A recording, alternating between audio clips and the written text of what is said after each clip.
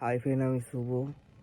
আজ মামার বাড়ি যাওয়া হবে, তো ব্লগটা এখান থেকেই শুরু করছি, সাথে থেকো। রেডি হয়ে গেছি আমি এখানে, এবার মামার বাড়ি থেকে যাব। পেছনে এটা হচ্ছে আমাদের বাড়ি, মাটির বাড়ি। তো গরিব ঘরের ছেলে, কিছু স্বপ্ন নিয়ে ব্লগ বানাচ্ছি। কত দূর এগোতে পারবো বন্ধুরা জানি না, কিন্তু চেষ্টা করে যাব। কথা বলতে বলতে বন্ধুরা বাড়ি থেকে অনেকটা দূরেই চলে এসেছি।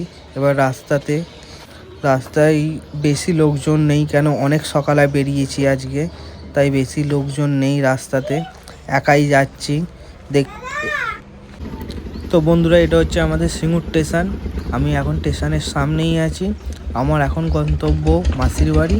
মাসির বাড়ি থেকে মামার মেয়ে, আমার বোনকে নিয়ে যাব মামার বাড়ি। কাল আমি চলে এসেছি মাসির বাড়ির কাছাকাছি।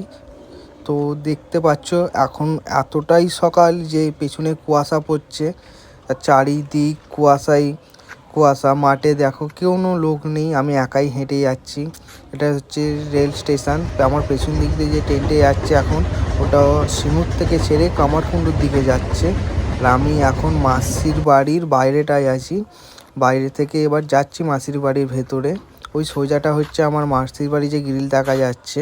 এবার মাসির বাড়িতে ঢুকছি আমি। এবার মাসির বাড়ি থেকে বেরিয়ে বোনকে নিয়ে রওনা দিলাম মামার বাড়ি যাওয়ার উদ্দেশ্যে।